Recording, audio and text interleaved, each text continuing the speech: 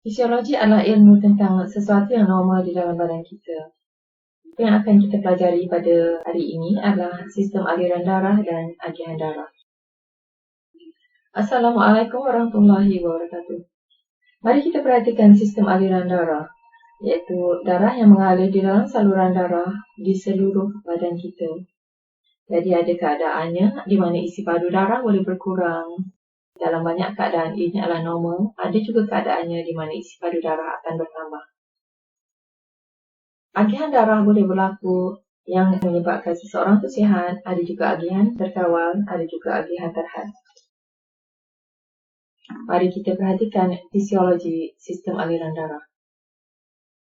Ada 4 perkara yang perlu diperhatikan bila memperkatakan tentang sistem aliran darah, iaitu otak, bukaan saluran darah, isi padu dan aliran darah, dan kekuatan jantung yang diperlukan untuk menolak darah di dalam saluran darah. Di sini saya meletakkan otak yang akan mewakili setiap organ di dalam badan. Otak akan memberikan tanda penyakit.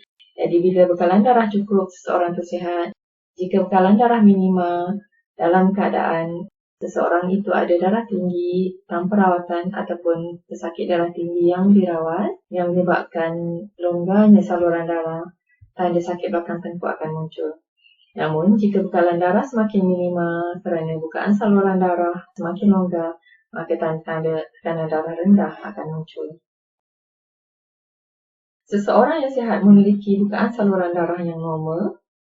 Seseorang dengan darah tinggi memiliki saluran darah yang sempit. Pesakit darah tinggi dengan tanda-tanda tekanan darah rendah memiliki saluran darah yang sangat longgar. Seperti yang telah saya sebutkan dalam video-video darah tinggi sebelum ini, nilai diastolik akan membaca nilai bukaan saluran darah. Nilai sistolik membaca kekuatan jantung. Kekuatan jantung akan jadi normal pada seseorang yang sihat. Jika darah yang minima sampai ke otak, jantung akan menambah kekuatan untuk mencukupkan darah ke otak. Jadi pesakit akan kembali sihat. Namun jika jantung yang akhirnya keletihan akan kembali pada aktiviti normal dan minimanya darah yang sampai ke otak akan memberikan tanda penyakit. Dalam keadaan kritikal juga, jantung boleh dipaksa untuk menambah kekuatan. Video kali ini adalah lebih banyak membincangkan tentang darah di dalam saluran darah. Kita akan bercakap mengenai isi padu darah yang boleh menjadi berkurang, normal ataupun bertambah. Aliran ataupun kelajuan darah pula akan berubah mengikut bukaan saluran darah. Mari kita perhatikan faktor-faktor yang mempengaruhi isi padu darah. Isi padu darah boleh berkurang semasa berlakunya pendarahan, muntah ataupun cirit. Isi padu darah normal pada seseorang yang sihat. Ianya normal pada pesakit darah tinggi. Ia masih lagi normal pada pesakit darah tinggi yang terlebih dirawat. Isi padu darah boleh bertambah pada ibu-ibu yang mengandung pada trimester 3 kehamilan. Untuk mengembalikan isi padu darah yang berkurang semasa pendarahan, muntah ataupun cirit, maka rawatan dengan IV drip ataupun memasukkan air melalui saluran vena yang akan menambah isi padu darah akan menjadikan pesakit kembali sihat. Kelajuan darah boleh bertambah di dalam 2 keadaan. Dalam keadaan pertama adalah pesakit darah tinggi tanpa rawatan, di mana bila bukaan saluran darah sempit dengan isi padu darah yang normal, kelajuan darah akan bertambah. Jadi ubat darah tinggi perlu diberikan untuk membuka saluran darah yang sempit. Ibu yang mengandung pada trimester 3 kehamilan juga akan berlakunya pertambahan isi padu darah, kerana pada waktu ini isi padu darah bayi turut menyumbang kepada bertambahnya isi padu darah ibu. Dengan bertambahnya isi padu darah pada bukaan saluran darah yang normal, kelajuan darah yang bertambah dapat dikurangkan dengan ubat darah tinggi yang akan membuka saluran darah yang normal. Jadi mari kita perhatikan pula pesakit darah tinggi tanpa rawatan dan yang terlebih dirawat, di mana pada kedua-dua pesakit ini isi padu darah mereka adalah normal. Namun, pada pesakit tanpa rawatan, bukaan saluran darah yang sempit menyebabkan kelajuan darah bertambah. Sementara pada pesakit darah tinggi yang terlebih dirawat, bukaan saluran darah yang sangat longgar menyebabkan aliran darah menjadi perlahan. Pada pesakit darah tinggi yang terlebih dirawat, badan akan melakukan ubah suai dengan melakukan agihan darah, dan aktiviti jantung juga berubah mengikut keadaan. Namun, rawatan IV drip akan menambah isi padu darah dan akan menjadikan pesakit lebih sihat dengan lebih cepat.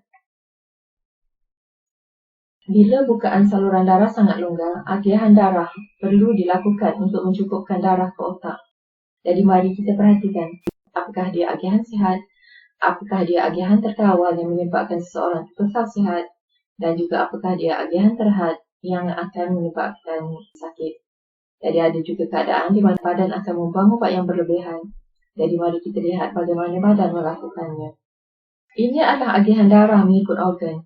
14% akan pergi ke otak, 15% akan pergi ke otot, 22% pergi ke buah pinggang, 21% pergi ke usus, dan 28% pergi ke lain-lain bahagian badan yang menjadikan jumlah keseluruhannya 100%. Jadi ini adalah gambaran dia, 100% darah yang keluar daripada jantung, 14% akan pergi ke otak, sementara 86% akan pergi ke organ-organ lain. Bila saluran darah longgar, agihan terkawal akan menyebabkan pesakit kekal sihat, agihan terhad akan menyebabkan pesakit sakit.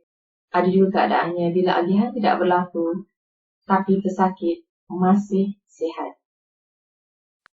Pada seseorang yang sihat, 100% darah yang keluar daripada jantung, 100% juga yang akan sampai ke hujung-hujung organ, di mana otak mendapat cukup bekalan darah dan organ lain juga mendapat cukup bekalan darah. Dalam keadaan di mana saluran darah menjadi semakin longgar, otak adalah organ pertama yang akan merasai kesan jika bukaan saluran darah semakin longgar. Jadi otak yang tidak mendapat bekalan darah yang mencukupi, maka isi padu darah ke bahagian lain badan akan dikurangkan tanpa menjejaskan aktiviti organ tersebut. Jadi otak akan kembali mendapat bekalan darah yang mencukupi dan pesakit kekal sihat.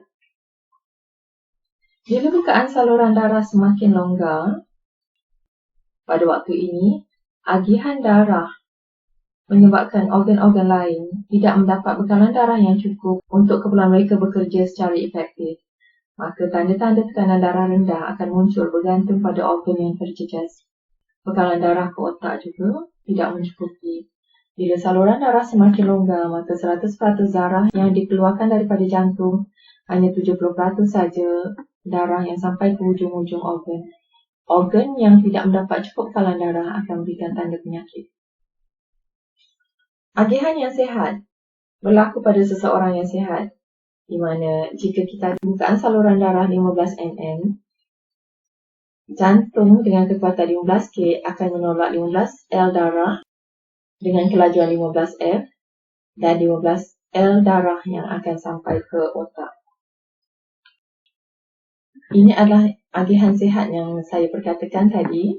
Jadi, jika bukaan saluran darah semakin longgar 20 mm, agihan darah akan mencukupkan 20 L. Jantung perlukan kekuatan 20 K untuk menolak 20 L darah. Namun oleh kerana saluran darah yang longgar, kelajuan darah juga semakin berkurangan sehingga akhirnya 15 L saja darah yang sampai ke otak. Namun, agihan ini adalah agihan yang terkawal, pesakit kekal sihat.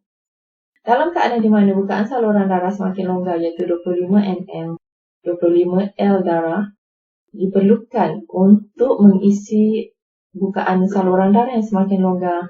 Tapi kerana jantung yang keletihan, dia kembali pada aktiviti normal dengan kekuatan 15K. Jadi dengan kekuatan yang minimal, kelajuan darah juga semakin berkurangan kepada 10 L, di mana 10 L saja darah yang sampai ke otak. Ini adalah agihan terhad yang menyebabkan seseorang pesakit darah tinggi memberikan tanda sakit. Ada juga keadaannya di mana pesakit darah tinggi, bukaan saluran darah mereka semakin longgar, namun mereka kekal sihat tanpa tanda-tanda penyakit. Jadi pada waktu ini agihan darah tidak berlaku. Keadaan bahaya perlu diminimalkan, maka buah pinggang bekerja dengan lebih kuat untuk membuang ubat yang berlebihan menyebabkan pesakit kekal sihat. Terima kasih kerana telah menonton video ini sehingga tamat. Jangan lupa untuk subscribe dan tonton video-video seterusnya, insyaAllah.